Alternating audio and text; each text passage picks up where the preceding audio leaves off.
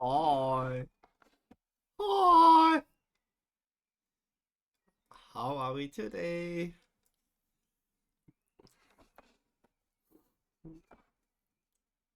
Yeah, of course you can ask me.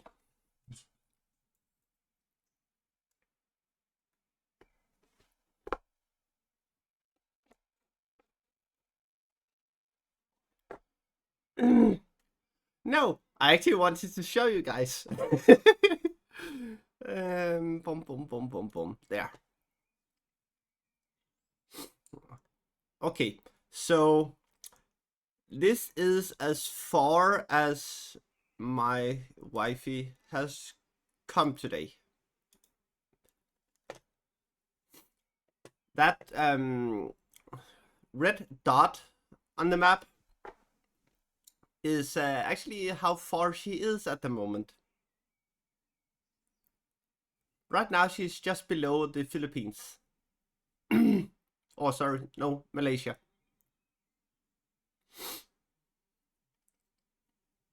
Or Singapore, or what the fuck ever. She's in the Indian Ocean.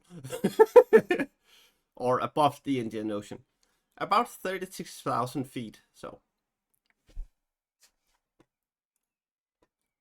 She is right here.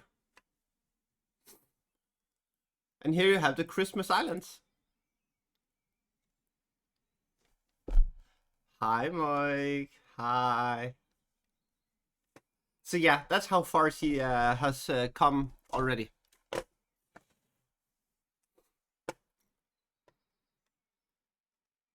She will arrive here at around 3 a.m. my time, I think it is. Yeah, I think it's around 3 a.m. my time. So, about 17 hours yet.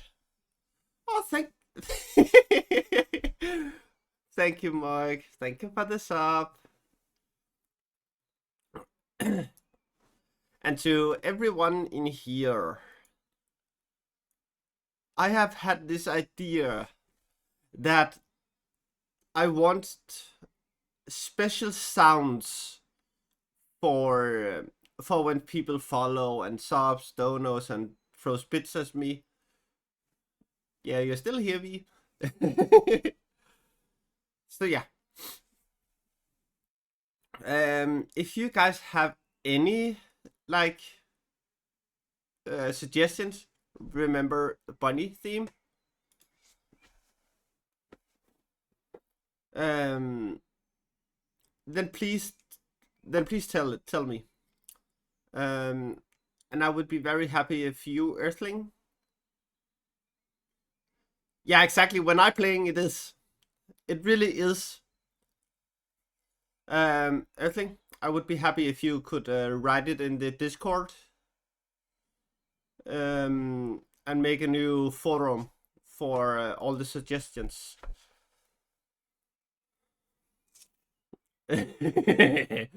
Oh, only managed democracy here, Earthling. Only managed democracy. Thanks. I appreciate it. Hi, Parkour. Welcome in.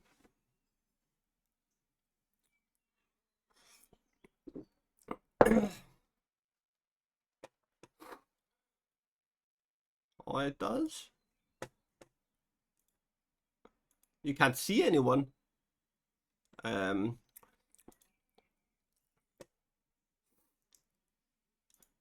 I think that might be Hi Rosa, hi, welcome in. I think that might be a you issue, Earthling. And my fat head is in the way. Oh my god, you can see all my gray hairs.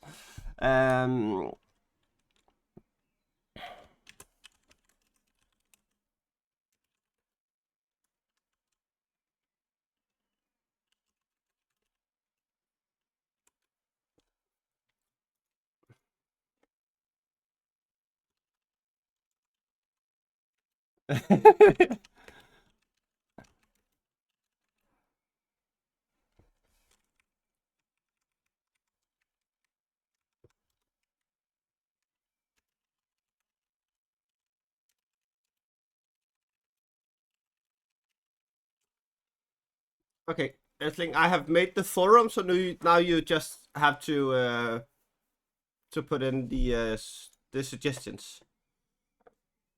But you're also offline. You know these headphones?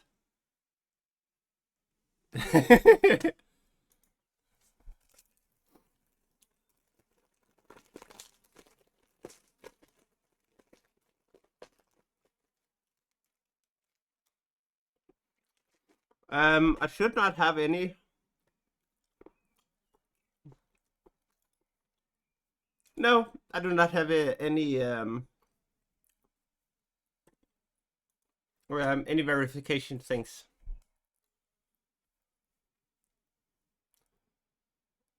Yeah. And me Silver Fox? No. So, Mike, which headphones are they?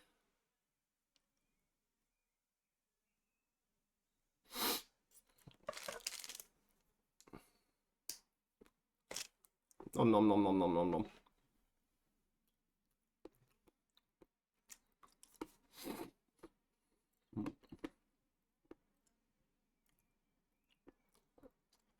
But Mike, you would be correct if you said I had biodynamic headphones.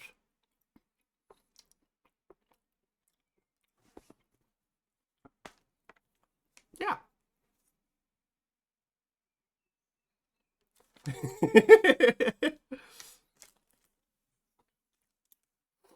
I have had these for I think 9 years now.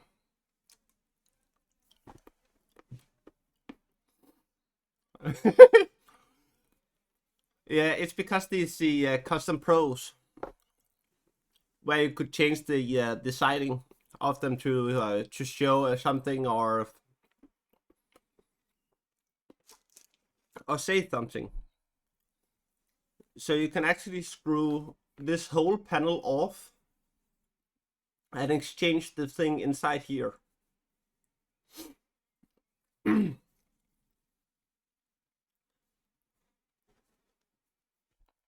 Yeah, it's an amazing brand. I really love the brand.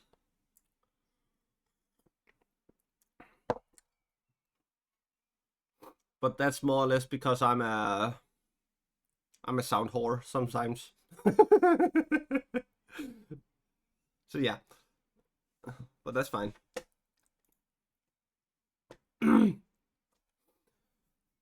And remember, people, you are also fine to actually tell me um, if you have some book suggestions.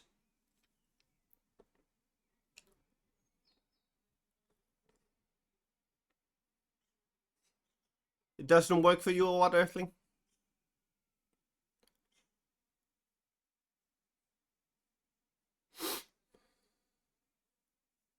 I have never liked Sennheiser. There's way too much setup in those.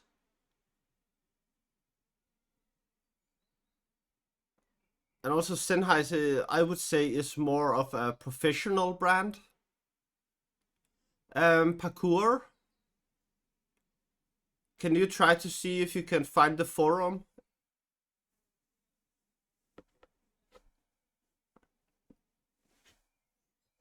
No, you aren't, Earthling. Stop saying that. No one is useless in here.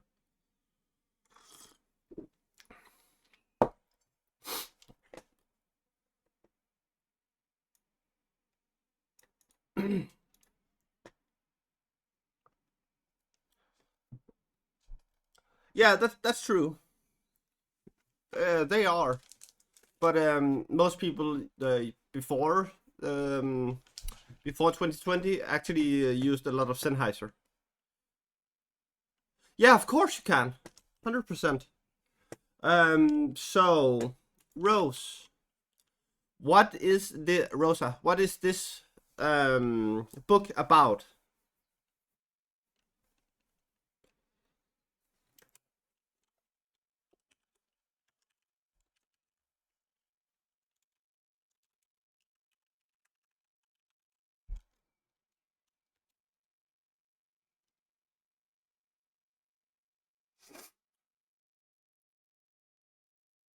Yeah, that's a very bad business choice.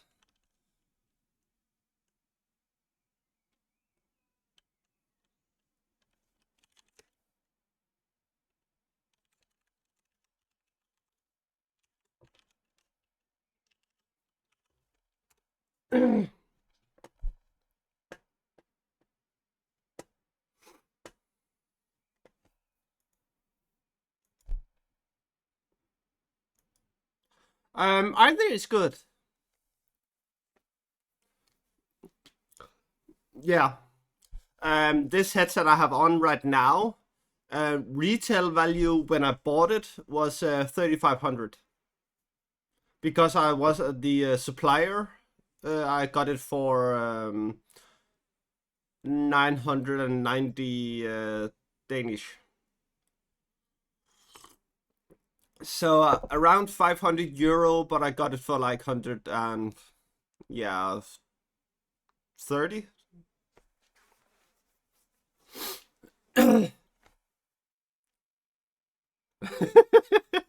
Yeah. I got some of the high end stuff. No, no, no, no, no, no, no, no, no, no, no, no, no, no, no. About 500 euro.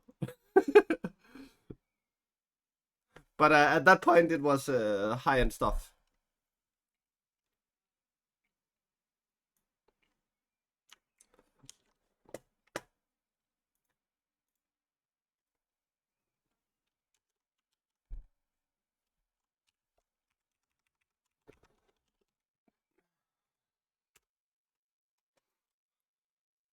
That actually sounds quite interesting, Rosa. Frankie! Hi!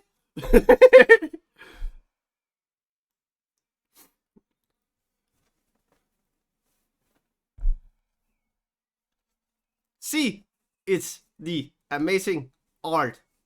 And I am saying amazing because it's May who have made it. So we need a shout out for May Creature. I don't know. Um,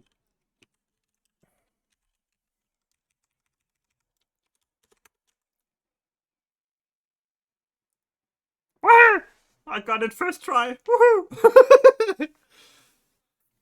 So, and the things you see on my screen, like the bunny and the text at the top, is from Anita Inks. Anita Patita Inks. It was mine, parkour.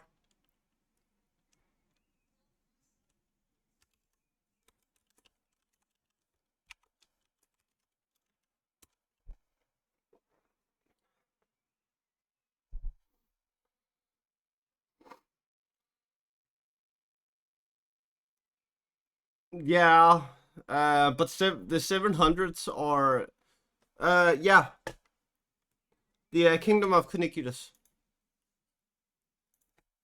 Yeah, Patita is very nice. And now I have to say, most of my stationary emotes is also by Potita, and my animated is by Tumi, and then I have a spoon, and that is by Miss Deathheart. She drew me a bunny spoon.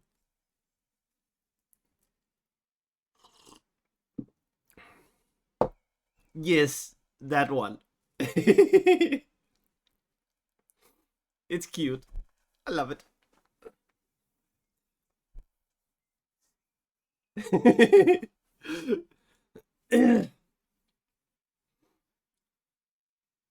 um, 2 seconds. Might be because you do not have permission. Um, her? How the fuck do you not see? You should be able to see. Okay. 2 seconds. And you have changed name now. There we go.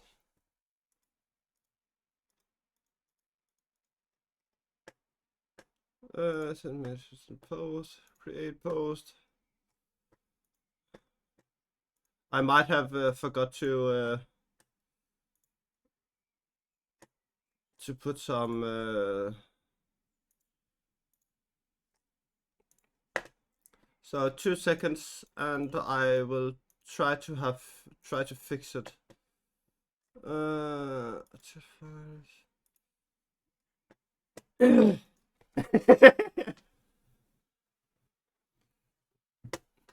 Yeah, the weird thing is, parkour should have admin.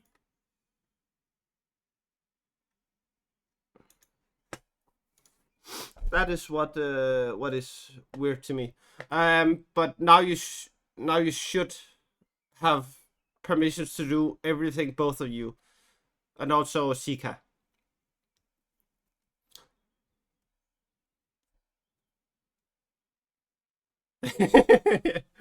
Yeah. You should be able to do it now. It might have been some commands I have missed, or some permissions I have missed. Sorry.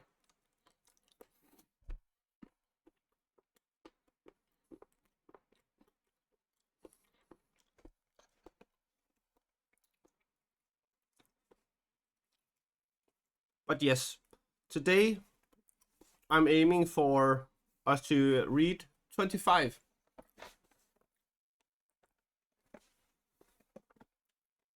I don't think they are in my. No, they are not in my my channel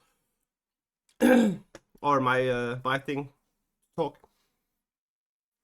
But I also usually have a place where mods and me can stay. Yeah. But you should have the possibility to do it now, Parkour.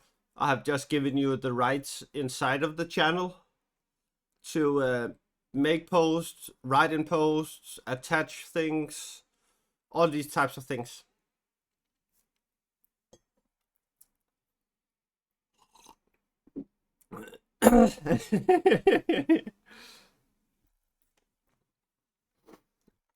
So yeah, last time we got to the point where we got into Moria, and we had some walking through the dark. We are about to end this chapter in like 3, 4, 5 pages or something like that, and then we are going into the new chapter, which is chapter 5 of this book, or chapter 17 or something like that. Because yeah, they for some reason they made it like 1 to 12 and started over.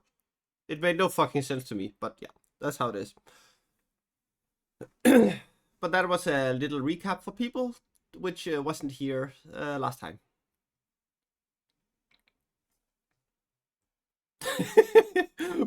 It's Tolkien, so yeah.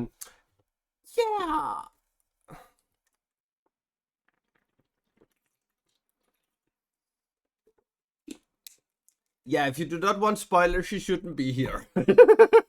Or just listen to me. Because I'm gonna read everything, and there will be spoilers. No, that's not gonna happen.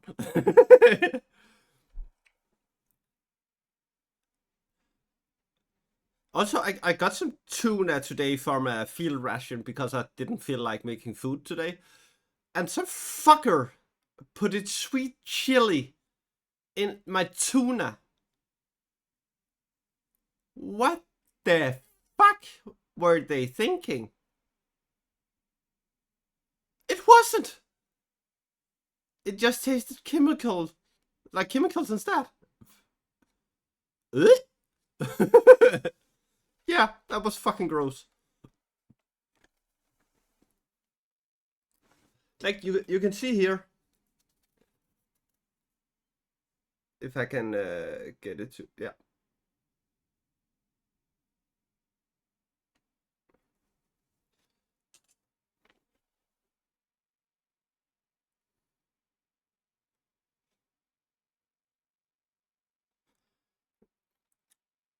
Yeah. Yeah, I also do. The mind trick would be if I got to enjoy the whole wheat biscuits, because yeah, no, um, everything. When you are in the special rooms under the category Queen's Palace, you will only see the people which have access to that area.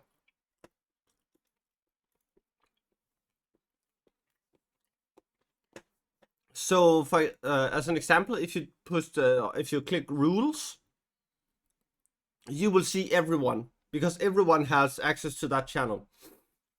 But when you're down in like command suggestions, you can only see the people which has access to that channel.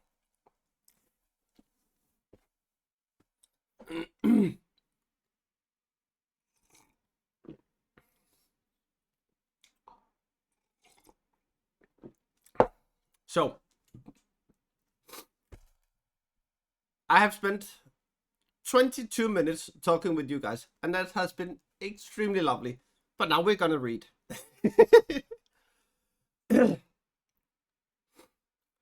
And please remind me to drink to hydrate sometimes, because I'm a forgetful bun. So I forget to take care of myself with the hydration part. Thank you, Mike.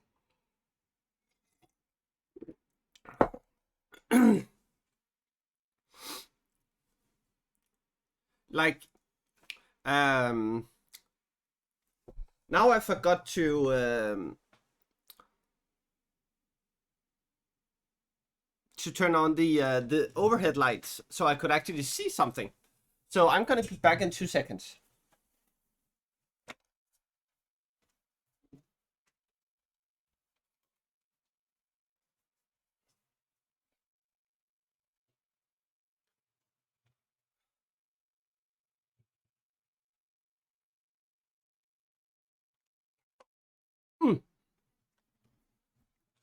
There we go. But yeah, Mike, I also got myself a rød microphone because I wanted my voice to sound crisp.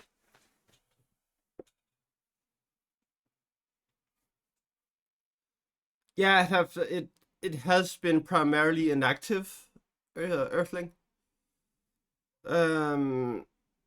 The only one which has actually have posted something recently is the announcement channel or the command suggestions channel. That's the only two which have been active since. Thank you. But yeah, you can see my microphone here.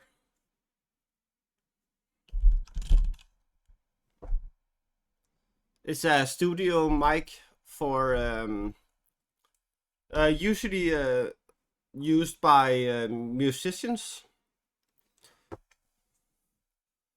So I can actually push a button and then I can hear myself to make sure I do not. No, you're not crazy. Not more than usual, at least. To make sure that my voice actually sounds like I wanted to.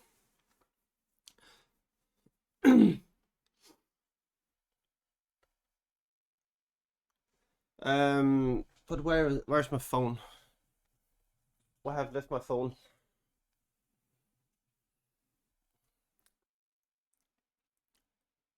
Okay, interesting. Well,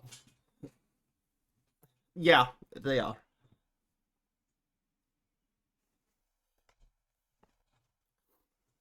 Yeah, Rody, but I have the studio kit, so it's something I can easily take with me, so I do not have to to more or less think about it.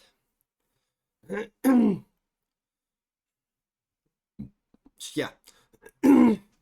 But now we start the reading. When I have my glasses on. Hi, Key. Hi. Welcome in.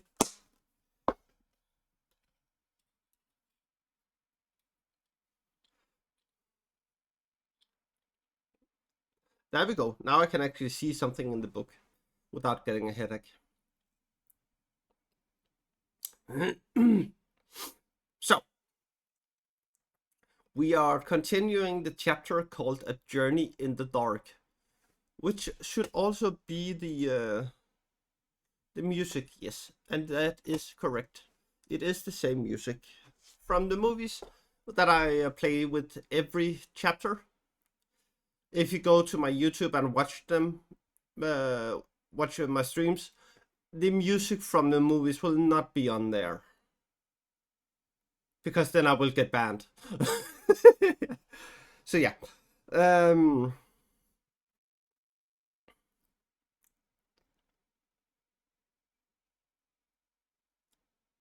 No, I think that hasn't.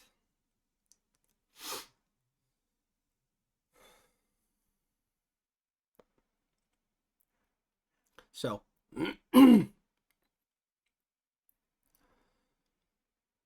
It was after nightfall when they had entered the mines. They had been going for several hours with only brief halts when Gandalf came to his first serious check. Before him stood a wide, dark arch opening into 3 passages, all led in the same general direction, eastwards. But the left-hand passage plunged down, while the right hand climbed up, and the midway seemed to run on, smooth and level but very narrow.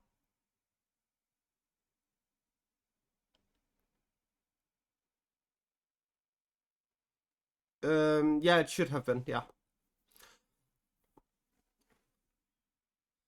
I have no memory of this place at all, said Gandalf, standing uncertainly under the arch.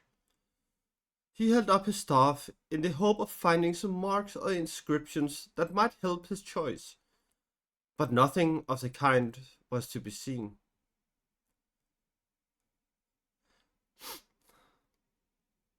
Aisling? No, we do not do that here. You're not an idiot. People make wrong choices, and people are not good at everything. Like, I'm not usually not good at people, but I'm not an idiot for that. Some people are idiots, but you're not one of them.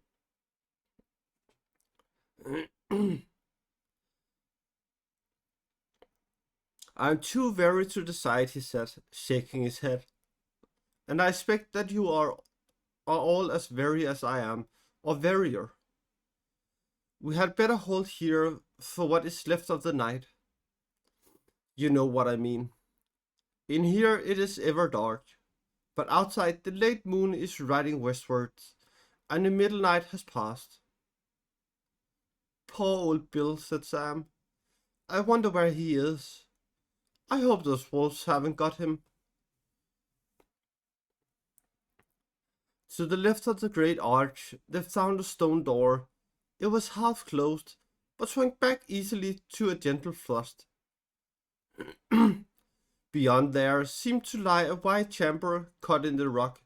Steady, steady, cried Gandalf, as Merry and Pippin pushed forward. Hi, Andrea, hi. You better take care of yourself. Else the bun will judge you. It will be mad. I tell you, it will be mad. It will not be like this. It'll be like this.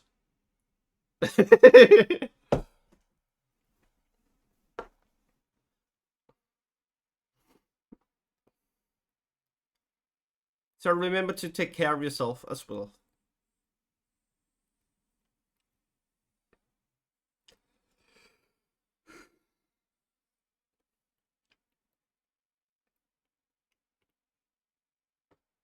Good. That's good.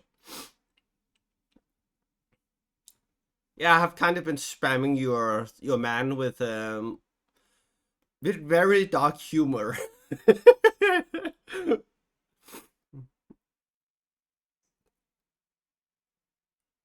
Some of them his head clucked out from. That was funny.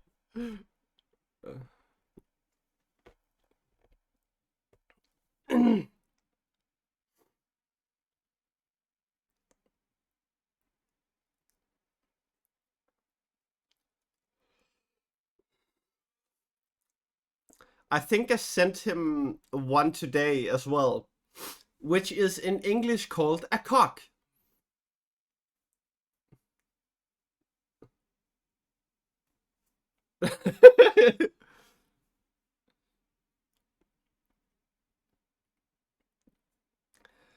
Yeah, my FIP is like very fucked up. It's like very fucked up. But if I haven't sent it to him, just write me. Maybe I have actually sent it to you as well in your Insta DMs.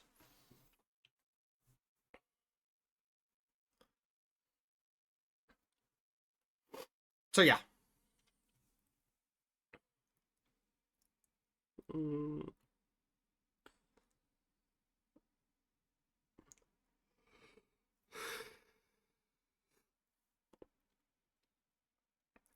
Glad to find a place where they could rest with at least more feeling of a shelter than in the open passage.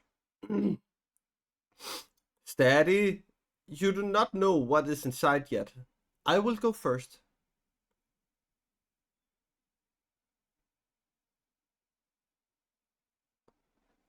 Yeah, I'm just DMing you a lot, so don't think about it too much. If it's something I want you to very much see, then I will usually take a video of it if it's something that runs out of time. But yeah, don't think about it.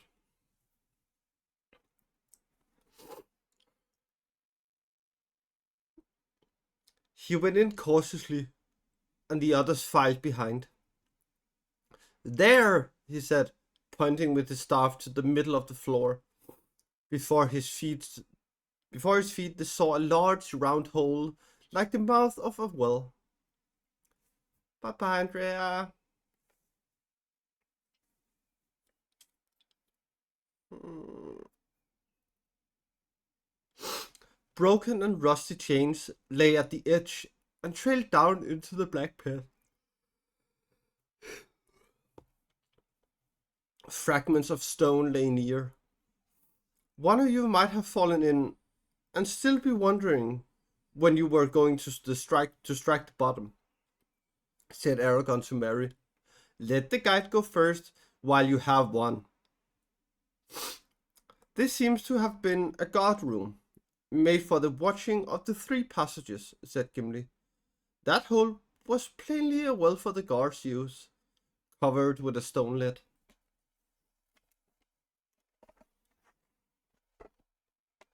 But the lid is broken, and we must all take care in the dark.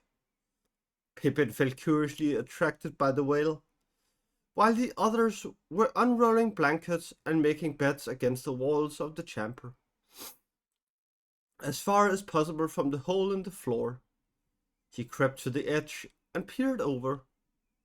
A chill air seemed to strike his face, rising from invisible depths.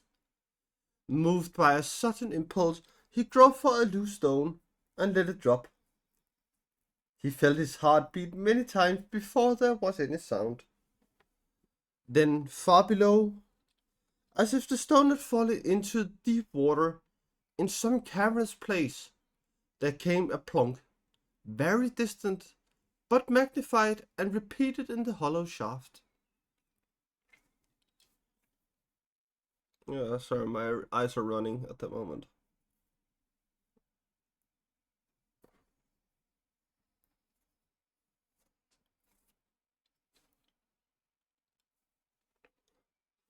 What's that? Cried Gandalf. He was relieved when Pippin confessed what he had done, but he was angry, and Pippin could see his eye glinting. "Fool of a took," he growled. "This is a serious journey, not a hobbit walking party. Throw yourself in next time, and then you will be no further nuances. Now be quiet." Nothing more was heard for several minutes, but then there came out of depths faint knocks. Thump, tap, tap, thump. They stopped, and when the echoes had died away, they were repeated. Tap, thump, tap, thump, tap, tap, thump. Hello.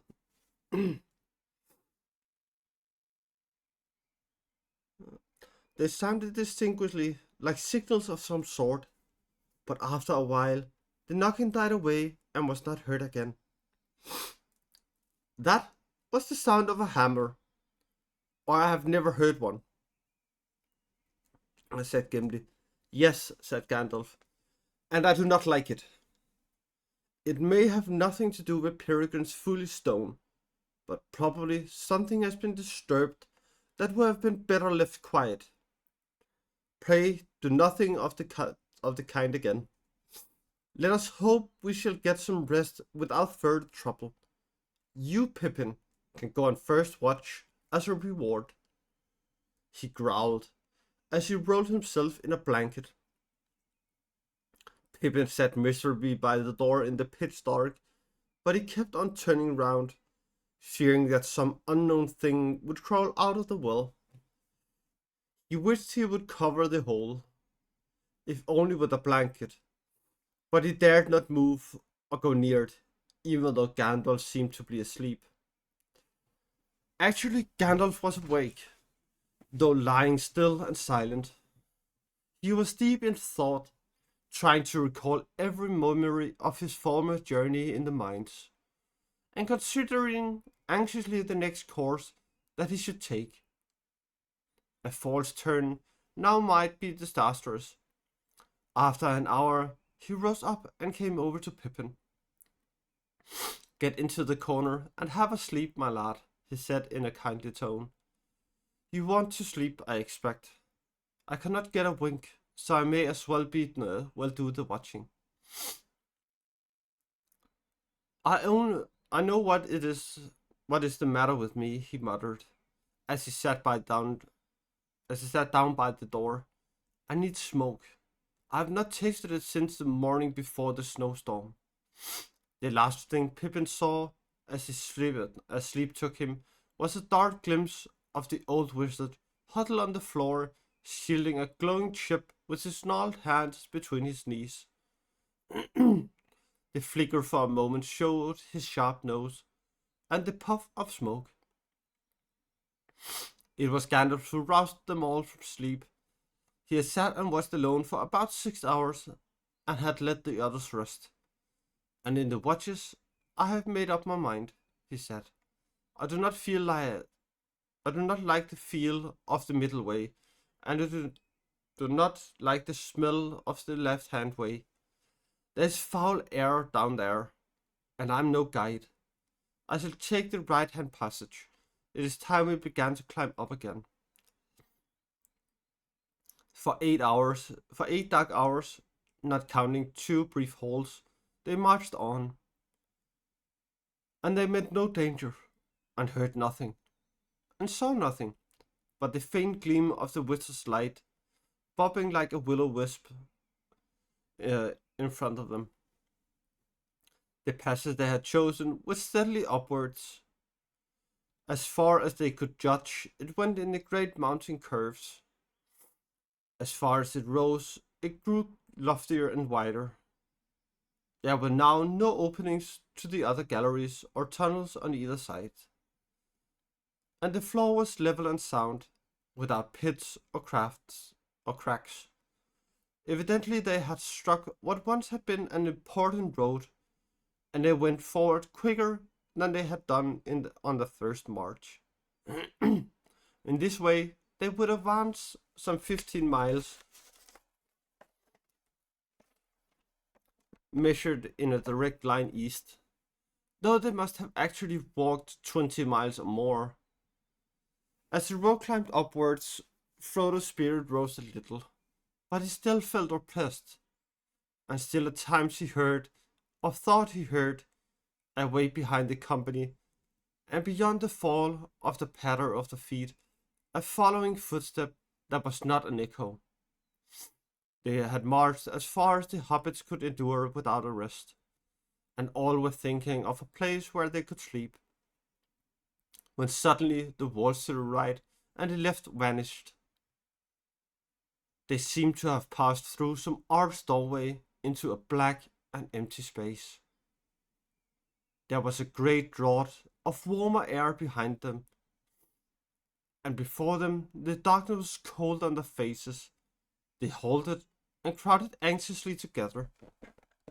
Gandalf seemed pleased. "I chose the right way," he said. "At last we are coming to the inhabitable parts, and I guess that now that we are not far enough from the eastern side. But we are high up, a good deal higher than the Dimdril Gate, unless I am mistaken. From the feeling of air, we must be in a wide hall. I will now risk a little real light." He raised his staff, and for a brief instant there was a blaze like a flash of lightning. Great shadows sprang up and fled away, and for a second they saw a vast roof far above their heads, upheld by many mighty pillars, huge as stone. Before them, and on the either side, stretched a huge empty hall. Its black walls, polished and smooth as glass, flashed and glittered. Three other entrances they saw, dark black arches, one straight before them eastwards, and one on either side. Then the light went out. "That is all that I shall venture on for the present," said Gandalf. "There used to be great windows of the mountainside, and shafts leading out into the light in the upper reaches of the mines. I think we have reached them now, but it is night outside again, and we cannot tell until morning. If I am right, tomorrow we may actually see the morning peeping in, but in the meanwhile, we had better go no further. Let us rest if we can. Things have gone well so far, and the greater part of the dark road is over. But we are not through yet, and it is a long way down to the gates that open on the world." The company spent that night in great cavernous halls, huddled close together in a corner to escape the draught. There seemed to be a steady inflow of chill air through the eastern archway. All about them, as they lay, hung the darkness, hollow and immense, and they were oppressed by the loneliness of vastness of the dolmen halls and endless branching stairs and passages. The wildest imaginings that the dark rumor had ever suggested to the hobbits fell altogether short of the actual dread and wonder of Moria. "There must have been a mighty crowd of dwarves here at one time," said Sam, "and every one of them busier than badgers for 500 years to make all this. And most in hard rock too. What did they do it all for? They didn't live in these darksome holes, surely." "These are not holes," said Gimli. "This is the great realm and city of the Dwarf. And of old it was not darksome, but full of light and splendor, as is still remembered in our songs."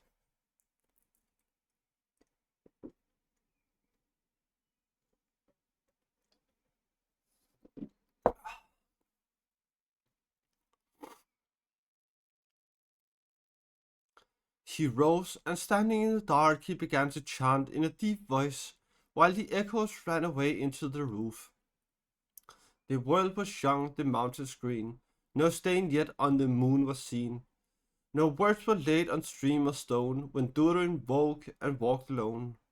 He named the nameless hills and dells. He drank from yet untasted wells. He stooped and looked in mirror and saw a crown of stars appear, as gems upon a silver thread, above the shadows of his head. The world was fair, the mountains tall, in elder days before the fall of mighty kings in Nagorothrond, and Gondolin, who now beyond the western seas have passed away. The world was fair in Durin's day. A king he was on carven throne, in many pillared halls of stone, with golden roof and silver floor, and runes of power upon the door. The light of sun and star and moon, in shining lamps of crystal heaven, undimmed by cloud and shade of night, that shone forever fair and bright. Their hammer on the anvil smote, that chisel clove and graver wrote. Their force was blade and bound was hilt, the delver mind the mason built. Their beryl, pearl, and opal pale, and metal row like fishes' mail. Buckler and corslet, axe and sword, as shining spears were laid in hoard. Unwearied then were Durin's folk, underneath the mountains music woke. The harpers harped, the minstrels sang, and at the gates the trumpet rang.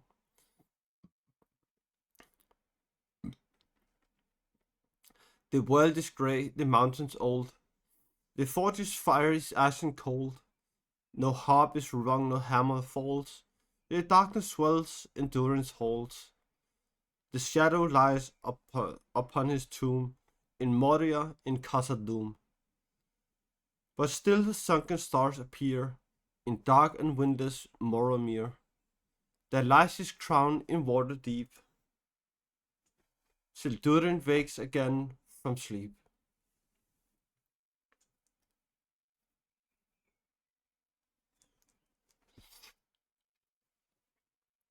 I like that, said Sam. I should like to learn it. In Moria, in Khazad-dûm. But it makes the darkness seem heavier, thinking of all those lamps. Are there piles of jewels and gold lying out here still? Gimli was silent.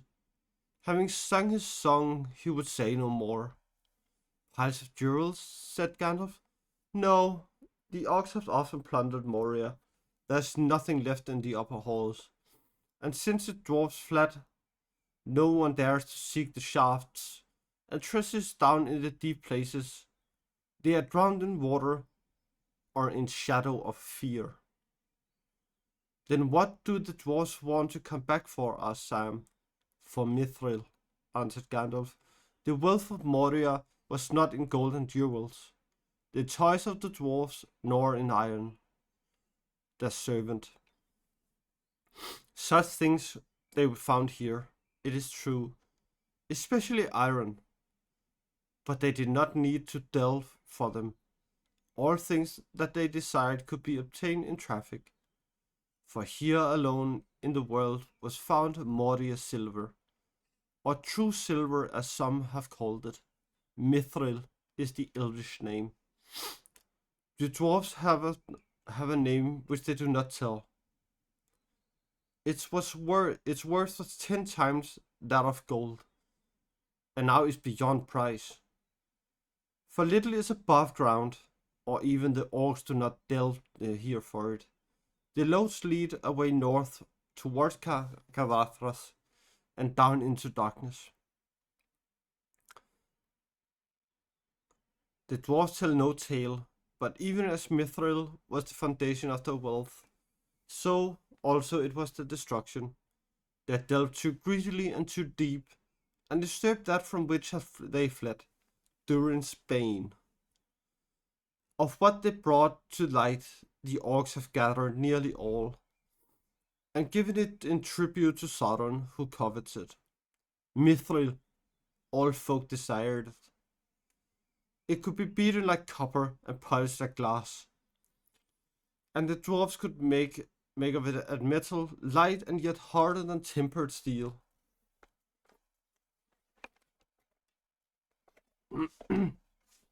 Um, its beauty was like that of common silver, but the beauty of mithril did not tarnish or grow dim.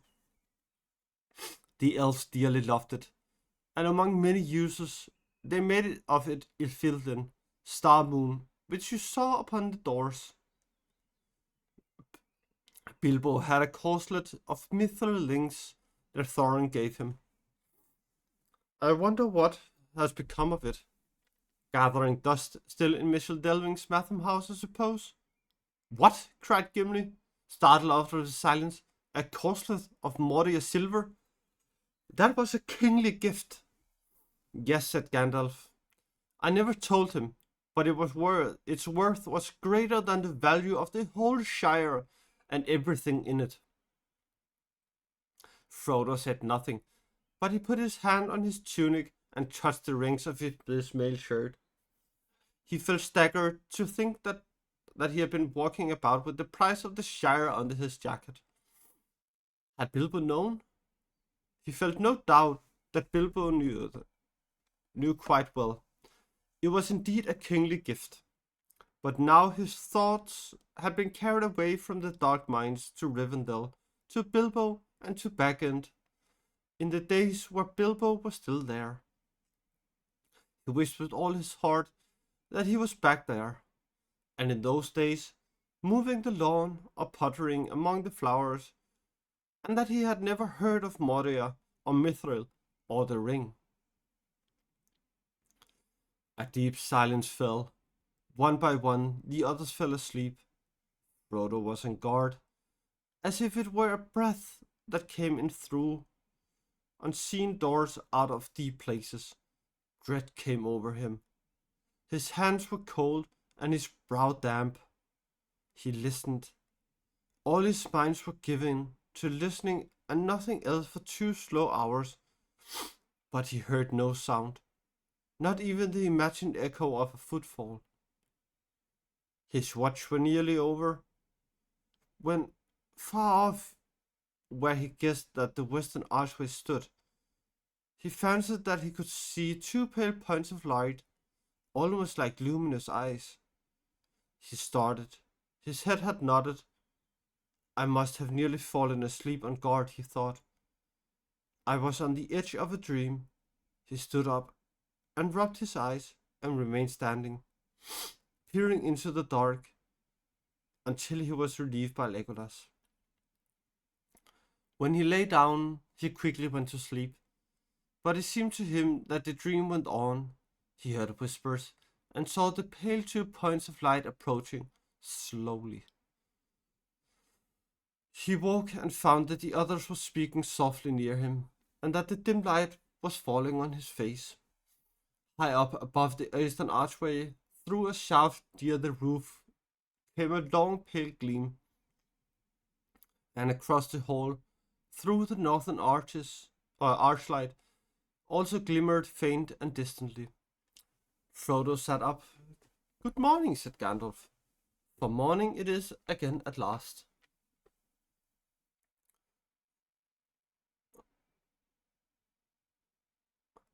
I was right, you see. We are high up on the east side of Moria.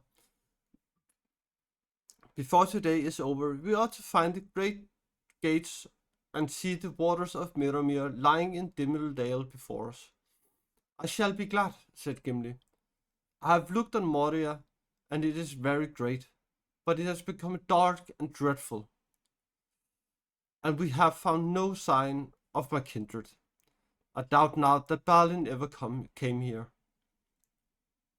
After they had breakfasted, Gandalf decided to go on once again. We are tired, but we shall rest better when we are outside, he said. I think that none of us will wish to spend another night in Moria. No, indeed, said Boromir. Which way shall we take? Yonder eastward arch? Maybe, said Gandalf. But I do not know yet exactly where we are. Unless I'm quite astray, I guess that we are above and to the north of the great gates. and it may not be easy to find the right road down to them. The eastern arch will probably prove to be the way that we must take. But before we make up our minds, we ought to look about us. Let us go towards that light in the northern door. If we could find a window, it would help. But I fear that the light comes only down deep shafts. Following his lead, the company passed under the northern arch. They found themselves in a wide corridor.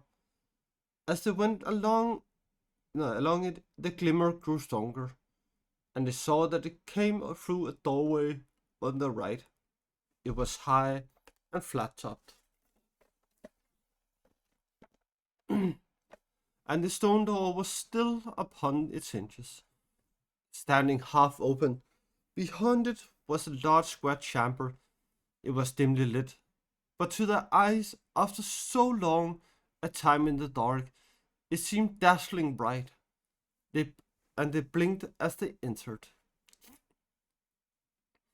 Their feet disturbed a deep dust upon the floor, and stumbled among things lying in the doorway, whose shapes they could not first make out. The chamber was lit by a white shaft high in the further eastern wall. It slanted upwards, and far above, a small square patch of blue sky could be seen. The light of the shaft fell directly on a table in the middle of the room. A single oblong block, about 2 feet high, upon which was laid a great slab of white stone. "It looks like a tomb," muttered Frodo, and bent forward with a curious sense of foreboding to look more closely at it.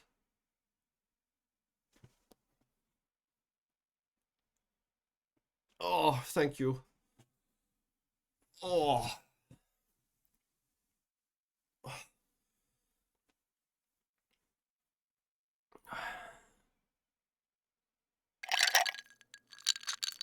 Thank you, Stevie.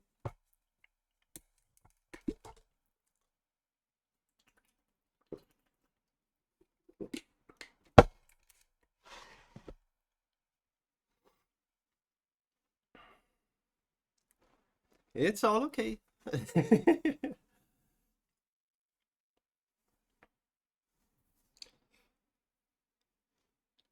Do not feel bad for being here late.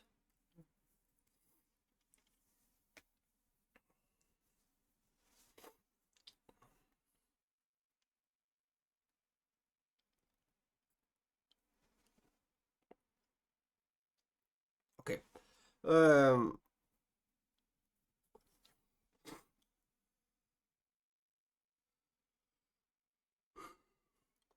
Gandalf came quickly to his side. On the slab runes were deeply graven. This. You can see here.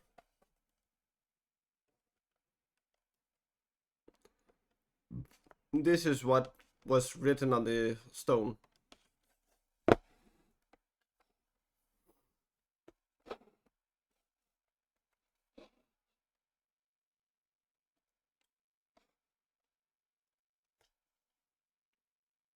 These are Darien rules, such as were used in old Moria, said Gandalf.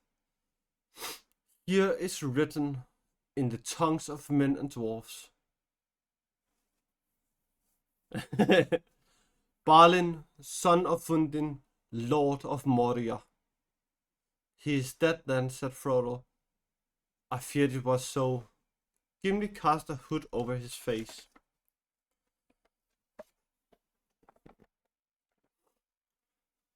So now we have ended up in the chamber where we in the movies see the attack of the goblins and such.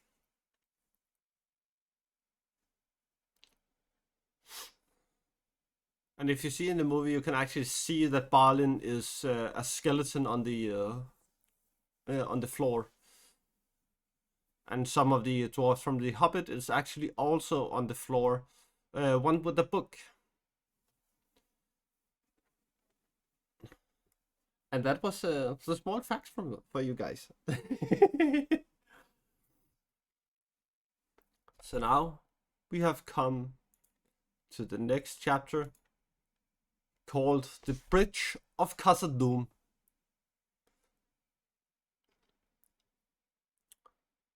The company of the ring stood silent beside the tomb of Balin. Frodo thought of Bilbo and his long friendship with the dwarf, and of Balin's visit to the Shire long ago. In that dusty chamber in the mountains it seemed 1,000 years ago, and on the other side of the world. At length they stirred and looked, and began to search for anything that would give them tidings of Balin's fate, or show what had become of his folk. There was another smaller door on the other side of the chamber under the shaft, but both the doors they could now see that many bones were lying, and among them were broken swords and axe heads, and cloven shields and helms. Some of the swords were crooked orc scimitars with blackened blades. There were many recesses cut in the rock of the walls, and in them were large iron-bound chests of wood. All had been broken and plundered, but beside the shattered lid of one there lay the remains of a book. It had been slashed and stabbed and partly burned, and it was so stained with black and other dark marks like old blood that little of it could be read. Gandalf lifted it carefully, but the leaves cracked and broke as he laid it on the slab. He pored over it for some time without speaking. Frodo and Gimli, standing at his side, could see as he gently turned the leaves, and they were written by many different hands, in runes both of Moria and of Dale, and here and there in Elvish script. At last Gandalf looked up. "It seems to be a record of the fortunes of Balin's folk," he said. "I guess that it began with their coming to Dimrill Dale 30 years ago. The pages seem to have numbered referring to the years after their arrival. The top page is marked 1 to 3, so at least 2 are missing from the beginning. Listen to this. We drove out orcs from the great gate and guard. I think the next word is blurred and burned, probably room. We slew many in the bright, I think sun in the dale. Floy was killed by an arrow. He slew the great. But there is a blur followed by Floy on the grass near Mirromere. The next line or two I cannot read. Then comes, we have taken the 21st hall of the north into to dwell in. There is, I cannot read what. A shaft is mentioned. Then Balin has set up his seat in the chamber of Mathabul, the chamber of records, said Gimli. I guess that is where we stand now. Well, I can read no more for a long way, said Gandalf, except the word gold, and Durin's axe, and something helm. Then Balin is now Lord of Moria. That seems to end a chapter. After some stars, another hand begins. And I can see we found true silver, and later the word well forged. And then something. I have it. Mithril, and the last 2 lines, Oin, to seek for the upper armories of Third Deep. Something go westward, a blur to Holland Gate. Gandalf paused and set a few leaves aside. There are several pages of the same sort, rather hastily written and much damaged, he said, but I can make little of them in this light. Now there must be a number of leaves missing, because they begin to be numbered 5, then the 5th year of the colony, I suppose. Let me see. No, they are too cut and stained. I cannot read them. We might do better in the sunlight. Wait! Here's something. A large, bold hand using Elvish script. That would be Audrey's hand, said Gimli, looking over at the wizard's arm. He could write well and speedily, and often use the Elvish characters. I fear he had ill tidings to record in a fair hand, said Gandalf. The first clear word is sorrow, but the rest of the lines is lost. Unless it ends in Estra. Yes, it must be Estra, followed by they, being the truth of November, Balin, daughter of Moria.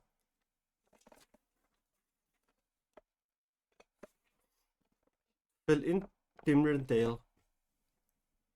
He went alone to look in the mirror, and orc shot him from behind a stone. We slew the orc, but many more are from the east, from east up the silver load. The remainder of the page is blurred, that I can hardly make anything out, but I think I can read. We have bordered gate, and then can hold them long if, and then perhaps horrible and suffer. Poor Balin. He seems to have kept the title that he took for less than 5 years. I wonder what happened afterwards. But there's no time to puzzle out the last few pages. Here is the last page of all. He paused and sighed. Hi, Jimmy. Hi. Did you like your surprise?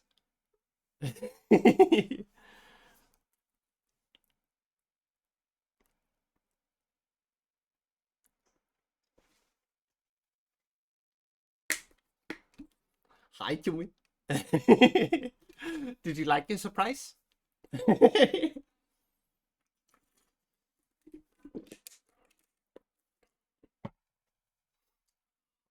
I got Potita to draw that one for me.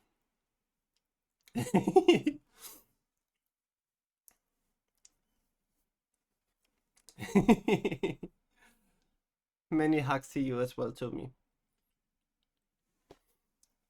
I hope you're doing well at the moment, and remembering to take care of yourself. That is the most important for everyone, to take care of yourself. Always remember that.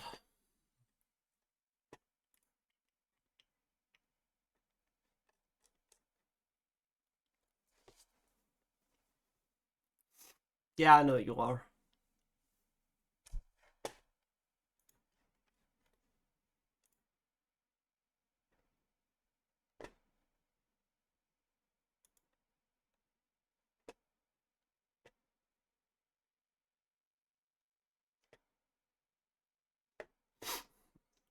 So, to me, I need you to see something.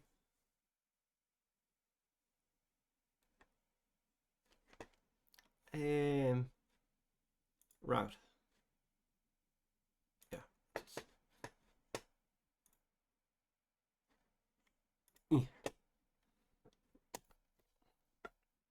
Look, this is how far my partner is. I'm gonna have a little bun.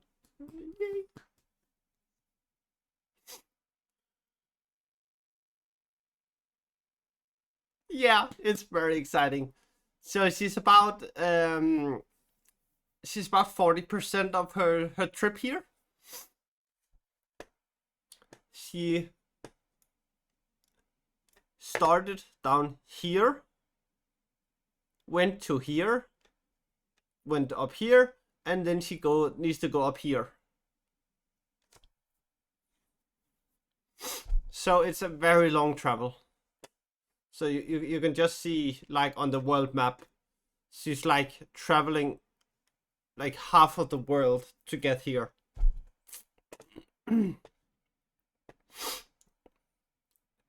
Yeah. The one which she's on now, um, was taking off from Sydney at what would that be? That would be 1:28 p.m. my time, and she is estimated to land in Sydney at 3:14 my time. Yeah, she forgot security. Had to take the all liquids, which was not bought in the airport behind security. So yeah, she had to get more water before she went on the plane, because on the plane it's fucking expensive. Last time I was flying, a 33 centiliter um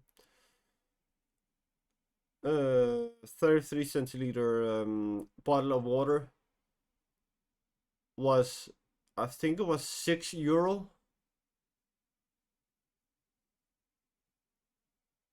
I think it was €5 or €6 for a 33 centiliter bottle. That was fucking insane. So from there, I have always bought water before I went on the plane.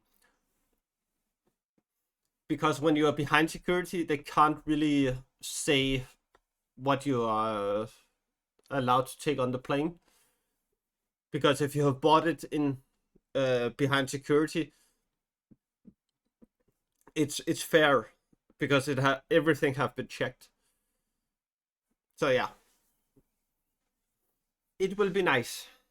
Tomorrow at 1:15 p.m. my time, she will actually land in Denmark, and I will be. I'm a happy little bun. Yeah, yeah, it is.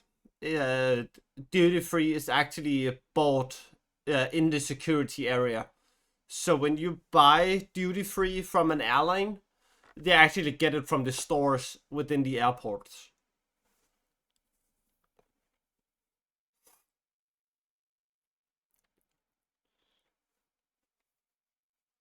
But I want to show you the plane she is traveling with, if I can find the information there.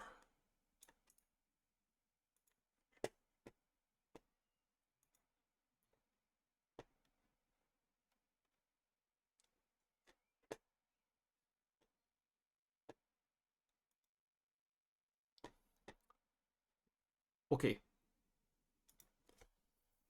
So here, that was annoying.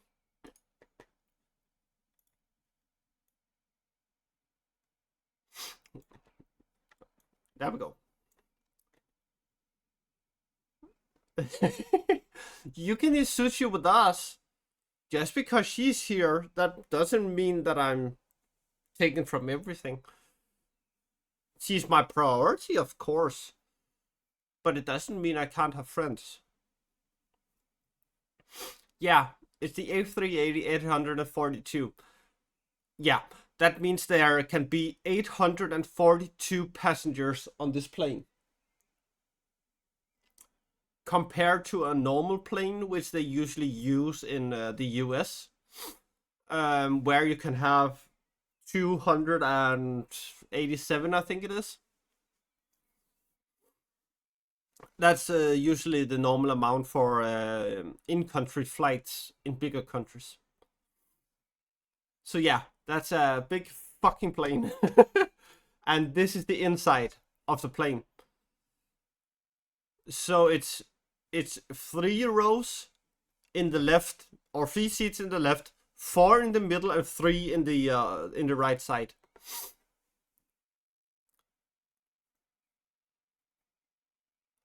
And at the upper floor, you have rooms like this. Seriously, you have rooms like fucking this.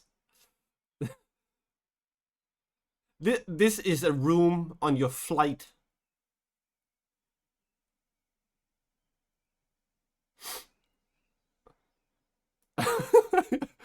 Yeah, let me tell you, we saw the after the price on these in Danish currency. It was 87,000. 87,000 Danish crowns. I can show you what that is in like euro.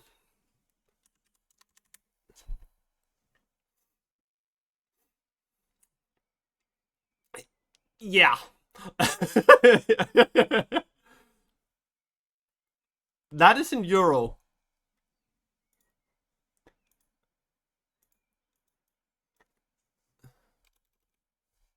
And this is in US currency.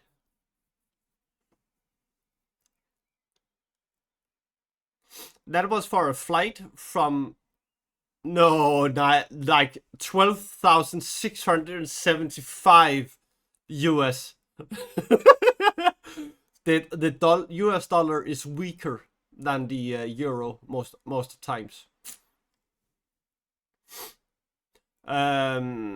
The British pound is worth more than the euro usually. I can't remember if it's actually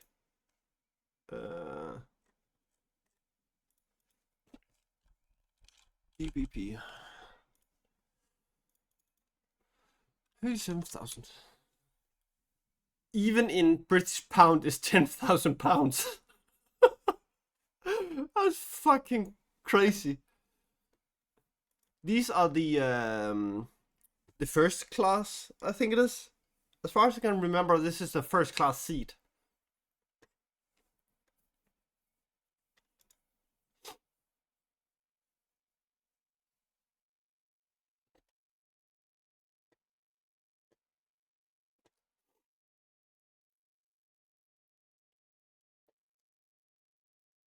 So yeah. But I told my partner to choose where she should sit, because usually they have beds. They have beds on the planes. It's serious. Business class has beds on the plane. They have an enclosed room with beds. And first and business class also have showers on the plane.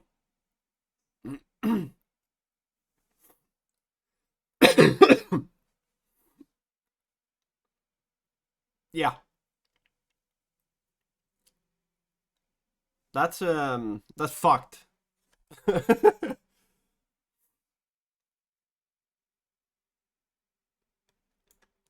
But yeah, you can see how many people going into the Emirates just by.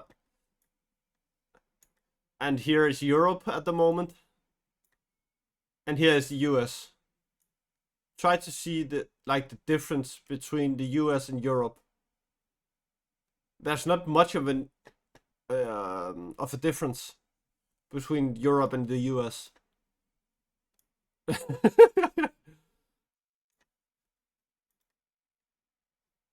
It's fucking bonkers.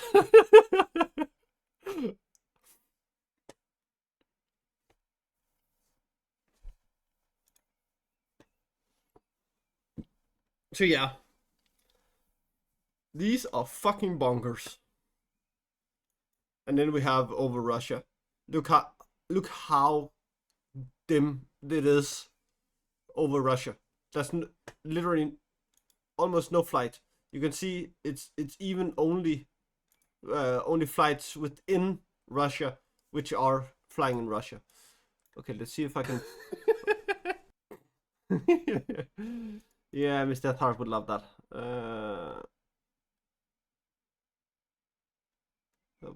Was that one?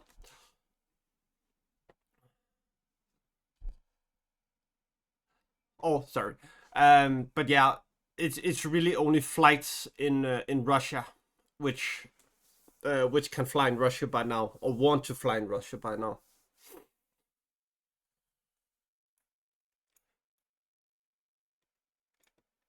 So yeah, and most of up to Bay is also just clean because of the air there. They have very heavy winds because it's so high so tall mountains.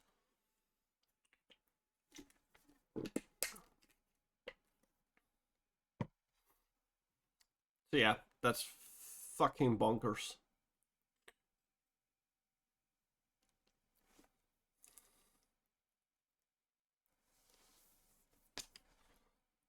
Oh, they actually showed what an A380 looks in the you can see here.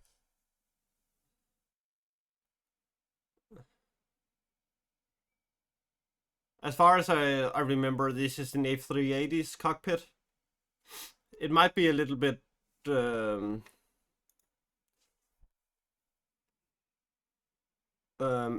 wider.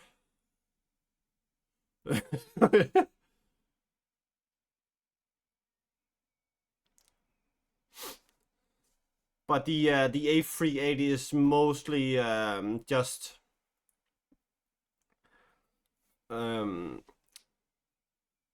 it can be flown manually, but most doesn't do that.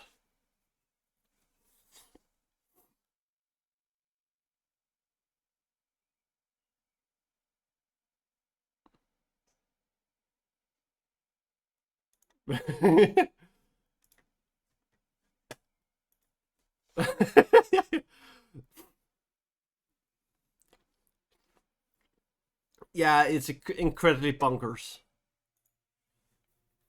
Ooh, nice, Stevie. I have only been on a plane.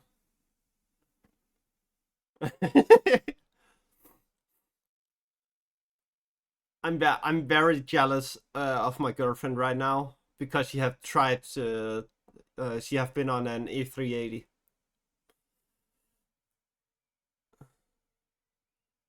That I really want to try to fly in an A380.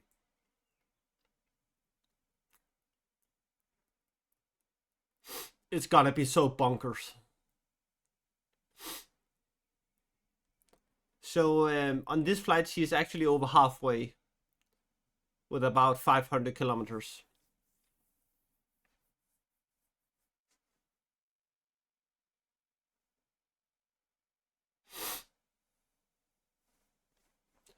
Aw, I'm sorry to hear that, Tommy.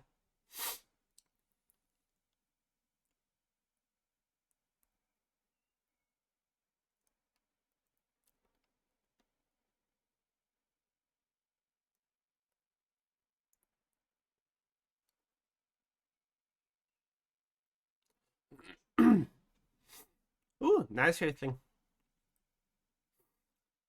But yeah, to be a captain on or even a pilot on these planes, you have to have at least 15,000 flight hours. Like 15,000 flight hours.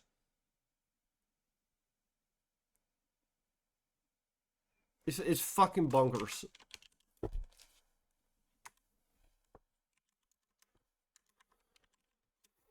That's almost 2 years only of flight hours.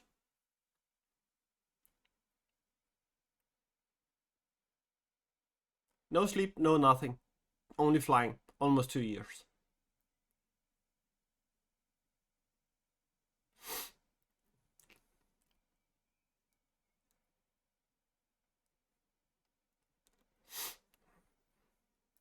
So if you think generally about it, you should have flown about every day for about 10 years.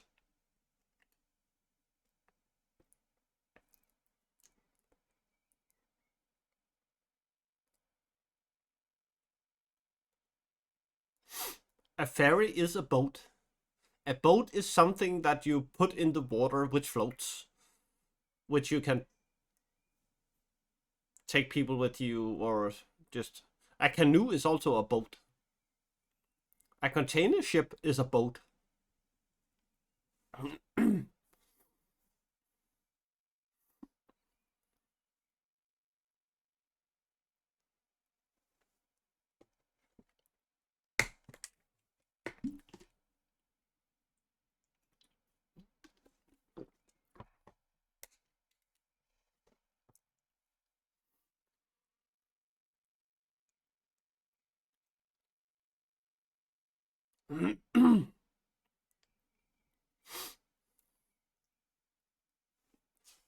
Ooh, I want to see how far the Brisbane flight is after.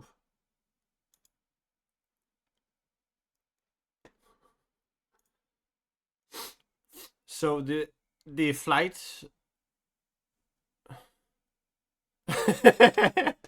Yeah, I do have a Discord. I can't remember if I have a command for it. Do I? Yeah, I do. There we go. Yeah, me too, Earthling. Me too. So you can see this flight here is actually to overtake the one my partner is on, because it's estimated to arrive 20 minutes before. So they have to be using a lot of fuel to get there before.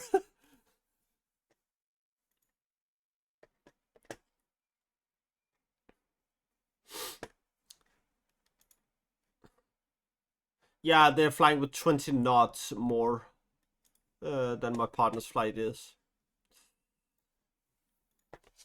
20 knots, that's about 36 kilometers an hour, so about 22 miles an hour faster than the other plane. It doesn't sound as a lot, but when you're flying like 800 something, it's kind of fast.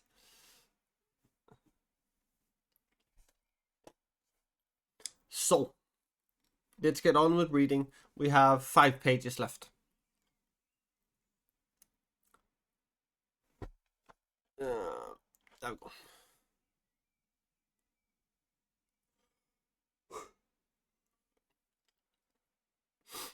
It is grim reading, he said. I fear the end was cruel. Listen, we cannot get out. We cannot get out. They have taken the bridge and the second hall. Thra and Loni and Ali fell there. Then there are 4 lines smeared so that I can only read went 5 days ago. The last line runs: the pool is up to the wall at Westgate. The watcher in the water took oin. We cannot get out. The end comes, and the drums in the deep. I wonder what that means. The last thing written is in a trailing scroll of elf letters. They are coming. There's nothing more. Gandalf paused and stood in silent thought. A sudden dread and a horror of the chamber fell on the company. We cannot get out, muttered Gimli. It was well for us that the pool had sunk a little, and that the watcher was sleeping down at the southern end. Gandalf raised his head and looked around. They seem to have made a last stand by both doors, he said, but there were not many left by that time. So ended the attempt to retake Moria. It was valiant, but foolish. The time is not come yet. Now I fear we must say farewell to Balin, son of Fundin. Here he must lie in the halls of his fathers. We will take this book, the Book of Masabul, and look at it more closely later. You had better keep it, Gimli, and take it back to Dane, if you get a chance. It will interest him, though it will grieve him deeply. Come, let us go. The morning is passing. Which way shall we go? Back to the hall, answered Gandalf. But our visit to this room has not been in vain. I know now where we are. This must be, as Gimli says, the chamber of Masabul, and the hall must be the 21st of the north end. Therefore we must leave by the eastern arch of the hall, and bear right and south as go downwards. The 21st hall should be on the 7th level, that is 6 above the level of the gates. Come now, back to the hall. Gandalf had hardly spoken these words when there came a great noise, a rolling boom that seemed to come from depths far below, and to tremble in the stone at their feet. They sprang towards the door in alarm. Doom, doom, it rolled again, as if huge hands were turning in the caverns of Moria into a vast drum. Then there came an echoing blast. A great horn was blown in the hall, and answering horns and harsh cries were heard further off. There was a hurrying sound of many feet. They are coming, cried Legolas. We cannot get out, said Gimli. Trapped, cried Gandalf. Why did I delay? Here we are caught, just as they were before. But I was not here then. We will see what. Doom, doom, came the drumbeat, and the walls shook. Slam the doors and wedge them, shouted Aragorn, and keep your packs on as long as you can. We may get a chance to cut our way out yet. No, said Gandalf. We must not get shut in. Keep the door ajar. We will go that way if we get a chance. Another harsh horn call and shrill cries rang out. Feet were coming down the corridor. There was a ring and a clatter as the company drew their swords. Glamdring shone with a pale light, and Sting glinted at the edges. Boromir set his shoulder against the western door. Wait a moment, do not close it yet, said Gandalf. He sprang forward to Boromir's side and drew himself up to his full weight. Who comes hither to disturb the rest of Balin, Lord of Moria? He cried in a loud voice. There was a rush in hoarse laughter, like the fall of sliding stones into a pit. Amid the clamor, a deep voice was raised in command. Doom, doom, doom, went the drums in the deep. With a quick movement, Gandalf stepped before the narrow opening of the door and thrust his staff forward. There was a dazzling flash that lit the chamber and the passage outside. For an instant the wizard looked out. Arrows whined and whistled down the corridor as he sprang back. There are orcs, many of them, he said, and some are large and evil, black uruks of Mordor. For the moment, they are hanging back, but there's something else there. A great cave troll, I think, or more than one. There's no hope of escape that way. Oh, nice, I think. And no hope at all if they come at the other door as well, said Boromir. There's no sound outside here yet, said Aragorn, who was standing by the eastern door listening. The passage on this side plunges straight down a stair. It plainly does not lead towards the hall, but it is no good flying blindly this way, with the pursuit just behind us. We cannot block the door. Its, its key is gone, and the lock is broken, and it opens inwards. We must do something to delay the enemy first. We'll make them fear the champion of Masabul, he said grimly, feeling the edge of his sword and Duril. Heavy feet were heard in the corridor.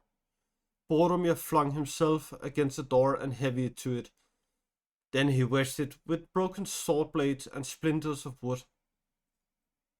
The company retreated to the other side of the chamber, but they had no chance to fly yet. There was a bow on the door that made it quiver, and then it began to grind slowly open, driving back the wedges.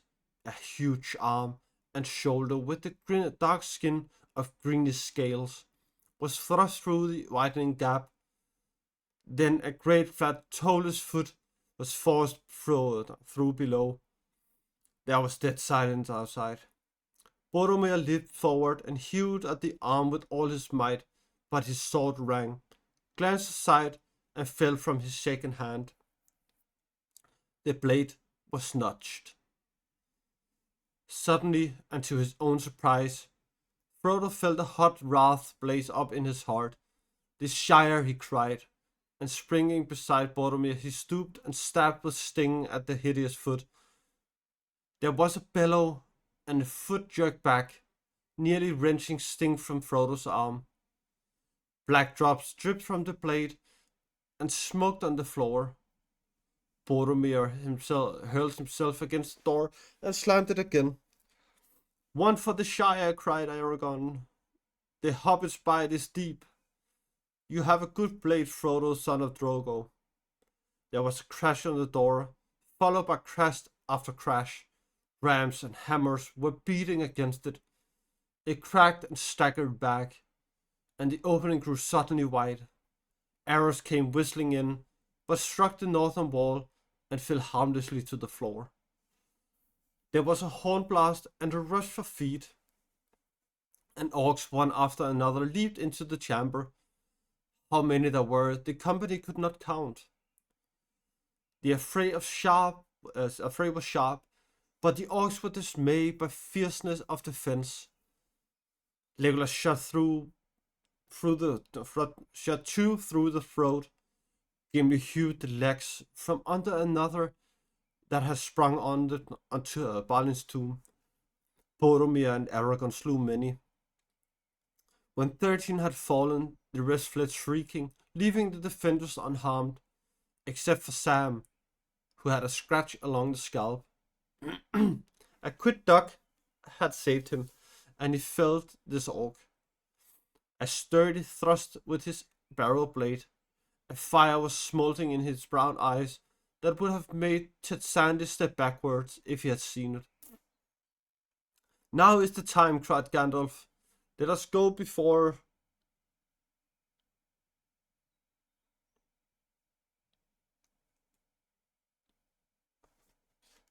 Det er også meningen, at du kun skal se... it's also the meaning that you only should see the book.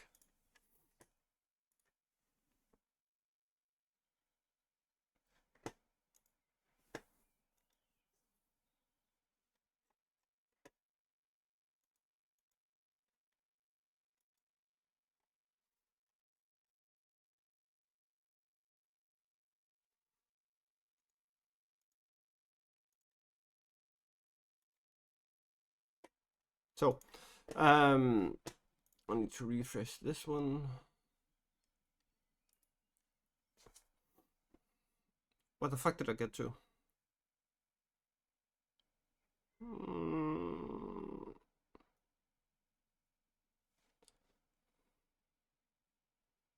There.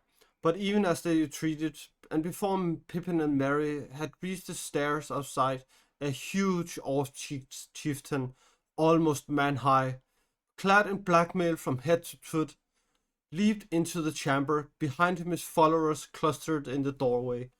His broad flat face was swart. His eyes were like coals, and his tongue was red. He wielded a great spear. With a thrust of his huge white shield, he turned Boromir's sword and bore him onwards, throwing him to the ground. Diving under Aragorn's blow with the speed of a striking snake, he charged into the company, a thrust with his spear straight at Frodo. The blow caught him on the right side, and Frodo was hurled against the wall and pinned. Sam, with a cry, hacked the spear shaft and it broke. But even as the orc flung down the truncheon and swept out his scimitar, Anduril came down upon his helm. There was a flash like a flame, and the helm burst asunder. The orc fell with a cloven head. His followers fled howling, as Boromir and Aragorn sprang at them. Doom, doom, went the drunks in the deep. The great voice rolled out again. Now, shouted Gandalf, now is the last chance, run for it. Aragorn picked up Frodo where he lay by the wall and made for the stair, pushing Merry and Pippin in front of him. Hi, Penguin. The others followed, but Gimli had to be dragged away by Legolas. In spite of the period, he lingered by Balin's tomb with his head bowed. Boromir hauled the eastern door to, grinding upon its hinges. It had great iron hinges on either side, but could not be fastened. I'm all right, gasped Frodo. I can walk. Put me down. Aragorn nearly dropped him in his amazement. I thought you were dead, he cried. Not yet, said Gandalf. But there is no time for wonder. Off you go, all of you, down the stairs. Wait a few minutes for me at the bottom, but if it do not come soon, go on. Go quickly, and choose paths leading right and downwards. We cannot leave you to hold the door alone, said Aragorn. Do as I say, said Gandalf fiercely. Swords are no more use here. Go. The passage was lit by no shaft and was utterly dark. They groped their way down a long flight of steps and then looked back, but they could see nothing, except high above them the faint glimmer of the wizard's staff. She seemed to be still standing on guard by the closed door. Frodo breathed heavily and leaned against Sam, who put his arm about him. They stood peering up the stairs into the darkness. Frodo thought he could hear the voice of Gandalf above, muttering words that ran down the sloping roof with an echo.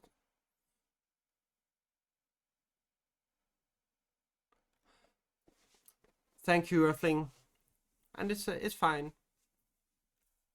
Yeah, it should also be done soon. Okay. 32. Love you too. Oh boy. No, I fucking lost it. Muttering words that ran down the sloping roof with a sighing echo. He could not watch what was said. The walls seemed to be trembling. Every now and again the drum beats throbbed and rolled. Doom, doom. Suddenly at the top of the stair there was a stab of white light. Then there was a dull rumble and a heavy thud. The drum beats broke out wildly. Doom, boom, doom, boom, and then stopped. Gandalf came flying down the steps and fell to the ground in the midst of the company. Well, that's over, said the Gandalf, struggling to his feet. I've done all that I could, but I have met my match, and I have nearly been destroyed. But don't stand here. Go on. You will have to do without light for a while. I am rather shaken. Go on, go on. Where are you, Gimli? Come ahead with me. Keep close behind me, all of you. They stumbled after him, wondering what had happened. Doom, doom, went the drum beats again. Now they sounded muffled and far away, but they were following. There was no other sound of pursuit, neither tramp of feet nor any voice. Gandalf took no turns, right or left, for the passage seemed to be going in the direction that he desired. Every now and then again, it descended a flight of steps, 50 or more, to a lower level. At the moment, that was their chief danger, for in the dark they could not see a descent until they came on it and put their feet out into emptiness. Gandalf felt the ground with his staff like a blind man. At the end of an hour, they had gone a mile, or maybe a little more, and had descended many flights of stairs. There was still no sound of pursuit. Almost they began to hope that it would escape. At the bottom of the 7th flight, Gandalf halted. "It's getting hot," he gasped. "We ought to be down at least to the level of the gates now. Soon I think we should look for a left-hand turn to take us east. I hope it is not far. I'm very. I must rest here a moment, even if all the orcs ever spawned are after us." Gimli took his arm and helped him down to a seat on the step. "What happened away there at the door?" he asked. "Did you ever meet Beater of the Drums?" "I do not know," answered Gandalf. "But I found myself suddenly faced by something that I have not met before. I could think of nothing to do but to try and put a shutting spell on the door. I know many, but to do things of that kind rightly requires time, and even then the door can be broken by strength." As I stood there, I could hear orc voices on the other side. At any moment I thought they would burst it open. I could not hear what was said. They seemed to be talking in their own hideous language. All I caught was squash. "That is a fire." Then something came into the chamber. I felt it through the door, and the orcs themselves were afraid and fell silent. It laid hold of the iron ring, and then it perceived me and my spell. What it was I cannot guess, but I have never felt such a challenge. The counterspell was terrible. It nearly broke me. For an instant the door left my control and began to open. I had to speak a word of command. That proved too great a strain. The door burst in pieces. Something dark as a cloud was blocking out all the light inside, and I was thrown backwards down the stairs. All the wall gave away, and the roof of the chamber as well, I think. I'm afraid Balin is buried deep, and maybe something else is buried there too. I cannot say, but at least the passage behind us was completely blocked. I have never felt so spent, but it is passing. And now, what about you, Frodo? There was not time to say so, but I have never been more delighted in my life than when you spoke. I feared that it was a brave but dead hobbit that Arwen was carrying. "What about me?" said Frodo. "I'm alive and whole, I think. I'm bruised and in pain, but it is not too bad." "Well," said Aragorn, "I can only say that hobbits are made of a stuff so tough that I've never met the like of it. Had I known, I would have spoken softer in the inn at Bree. That spear thrust would have skewered a wild boar." "Well, it did not skewer me, I'm glad to say," said Frodo. "Though I feel as if I had been caught between a hammer and an anvil." He said no more. He found breathing painful. "You take after Bilbo," said Gandalf. "There's more about you than meet the eye," as I said of him long ago. Frodo wondered if the remark meant more than it said. They now went on again, Before long, Gimli spoke. He had keen eyes in the dark. I think he said that there is a light ahead, but it's not daylight, it's red.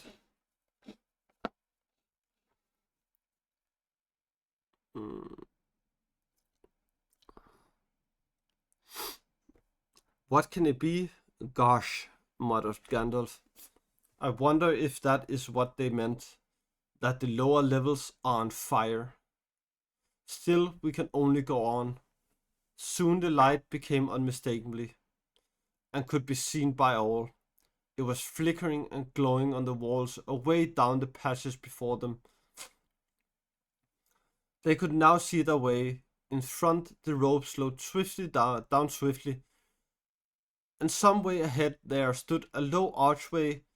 Through it, a growing light came. The air became very hot. When they came to the arch, Gandalf went through, signing to them to wait. As he stood just beyond the opening, they saw his face lit by a red glow. Quickly he stepped back. There is some new devilry here, he said. Device for our welcome, no doubt. But I know where we are. We have reached the first deep, the level immediately below the gates. This is the second hall of Old Moria, and the gates are near. Away beyond the eastern end, on the left, not more than a quarter of a mile. Across the bridge, up a broad stair, along a wide road, through the first hall and out. But come and look, they peered out.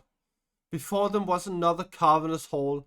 It was loftier, and far longer than the one in which they had slept. They were near its eastern end.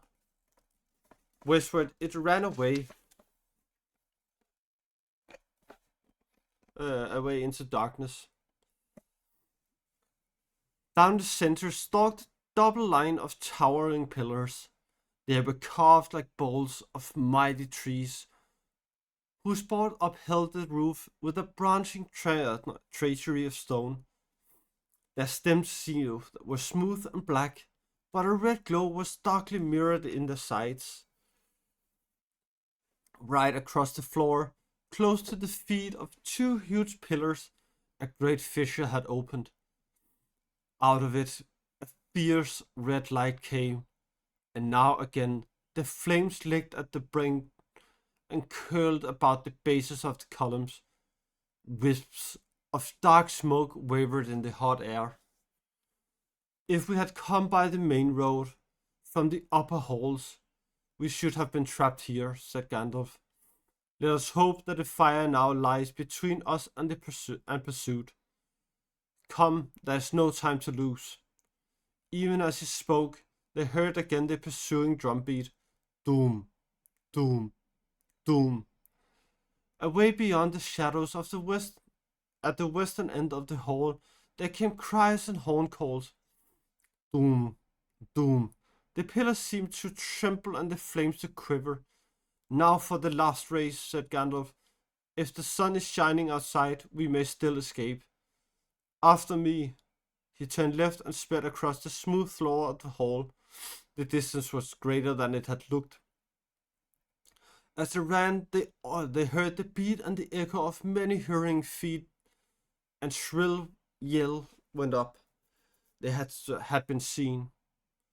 There was a ring and a clash of steel. An arrow whistled over Frodo's head. Boromir laughed. They did not expect this, he said. The fire has cut them off. We are on the wrong side. Look ahead, called Gandalf. The bridge is near. It is dangerous and narrow. Suddenly Frodo saw before him a black chasm. At the end of the hall, the floor vanished and fell into an unknown depth. The outer door could only be reached by a slender bridge of stone without curb or rail. There spanned the chasm with one curving spring of 50 feet.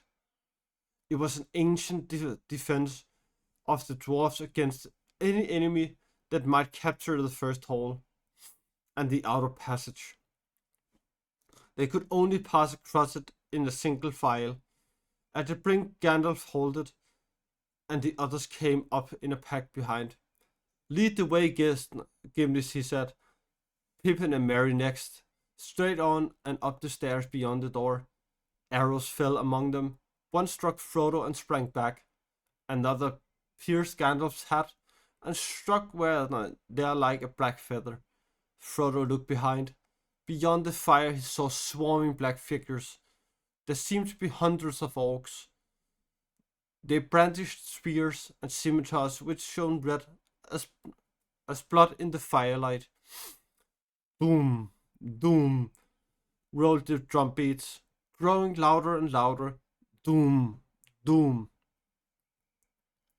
Legolas turned and set an arrow to the string, though it was a long shot for his small bow. He drew, but his hand fell, and the arrow slipped to the ground. He gave a cry of dismay and fear. Two great trolls appeared. They bore great slabs of stone and flung them down to serve as gangways over the fire. But it was not the trolls that had filled the elves with terror. The ranks of the orcs had opened, and they crowded away, as if themselves were afraid. Something was coming up behind them. What it was could be not seen. It was like a man's shape. It was a great shadow, in the middle of which was a dark form, of man shape maybe, yet greater. And the power and terror seemed to be in it and to go before it. It came to the edge of the fire, and the light faded as if a cloud had bent over it. Then with a rush it leaped across the fissure. The flames roared up and to greet it, and withered about it, and a black smoke swirled in the air. Its streaming mane kindled, a blaze behind it.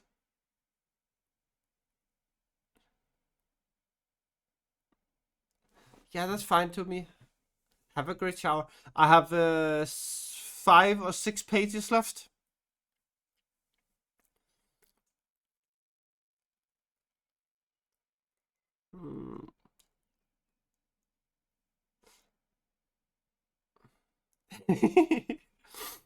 Me too. But I will also upload it to my YouTube, so you can watch it there if you missed the last part. Have a good night shower. Bye bye.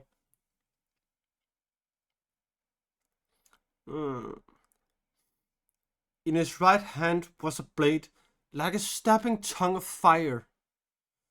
In his left it held a whip of many thongs. Yeah, I'm in YouTube. You can just write exclamation mark YouTube, I think. Or then it's in my about section. I wailed at Legolas. A Balrog is coming. Gimli stared with wide eyes. Durin's bane. He cried, and letting his axe fall, he covered his face. A Balrog, muttered Gandalf. Now I understand. He faltered and leaned heavily on his staff. What an evil fortune, and I'm already very. The dark figure, streaming with fire, raced towards them. The orcs yelled and poured over the stone gangways. Then Boromir raised his horn and blew. Loud the challenge rang and bellowed, like the shout of many throats under the cavernous roof. For a moment the orcs quailed, and the fiery shadow halted, for the echoes died as suddenly as the flame blown out by a dark wind, and the enemy advanced again. Over the bridge, cried Gandalf, recalling his strength. Fly, this is a foe beyond any of you. I must hold the narrow way. Fly! Aragorn and Boromir did not heed the command, but still held the ground side by side. Behind Gandalf, at the far end of the bridge, the others halted just within the doorway at the halt's end, and turned, unable to leave that leader to face the enemy alone. Yeah, everything you see from the start of the book here, everything from here to this chapter is gonna be up at no later than tomorrow.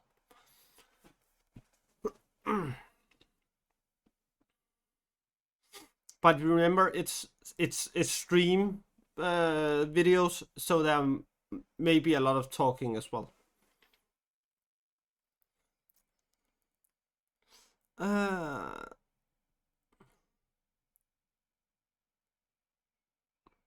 The others halted just within the doorway at the hall's end and turned, unable to leave their leader to face the enemy alone. The Balrog reached the bridge.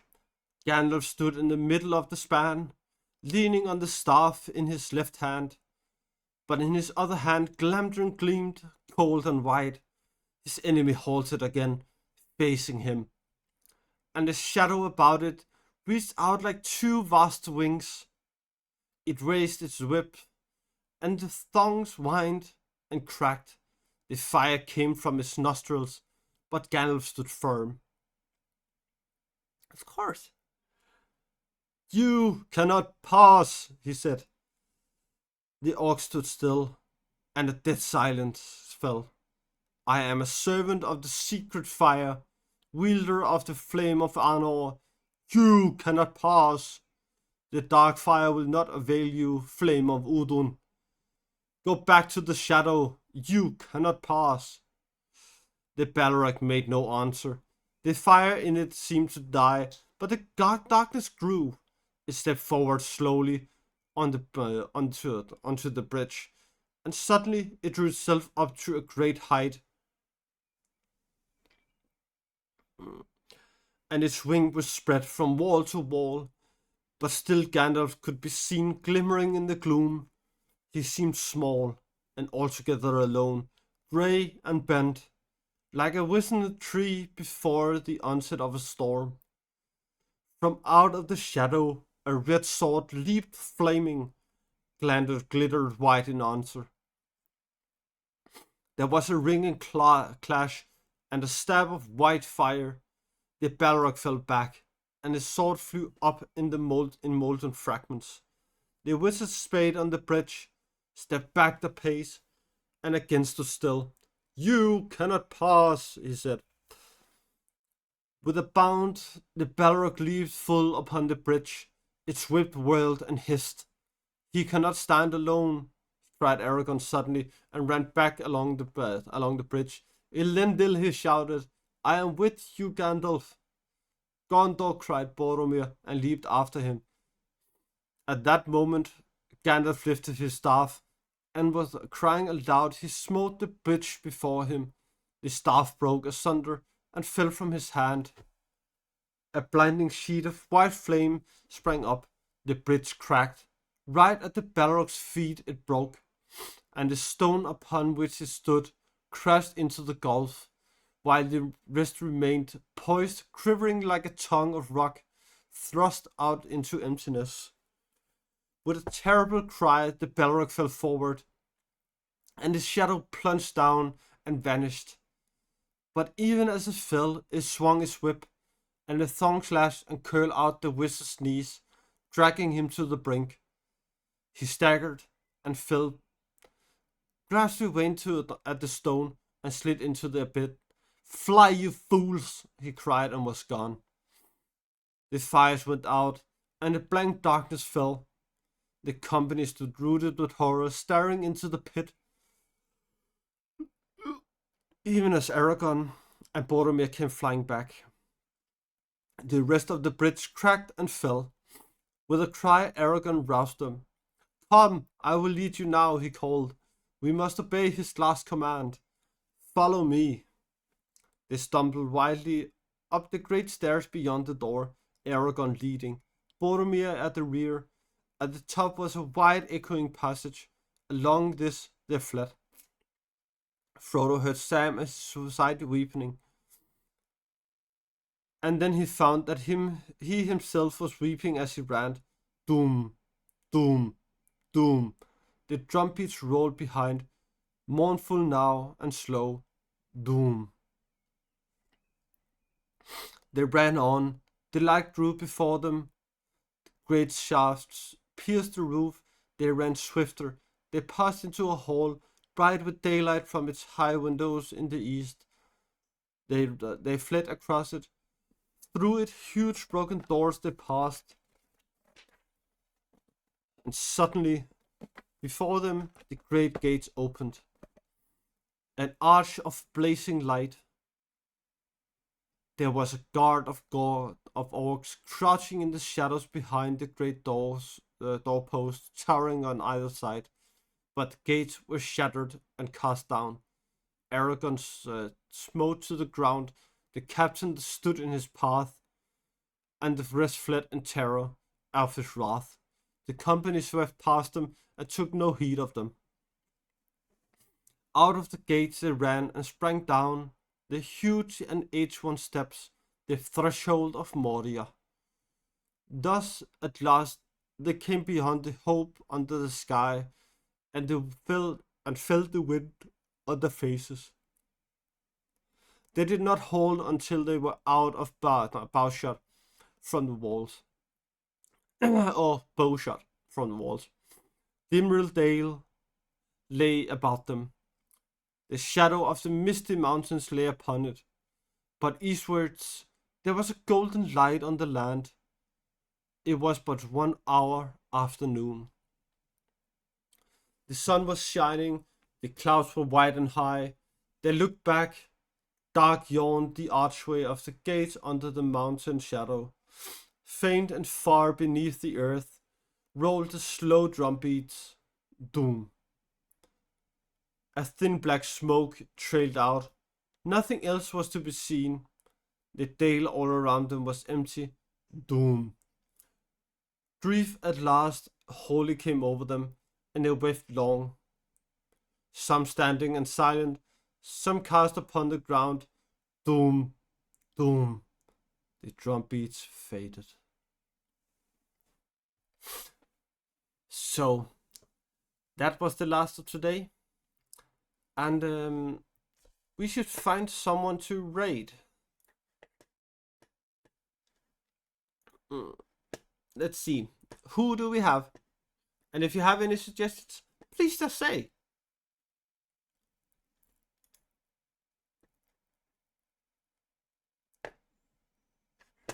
Ooh, I have the perfect person. And if you want to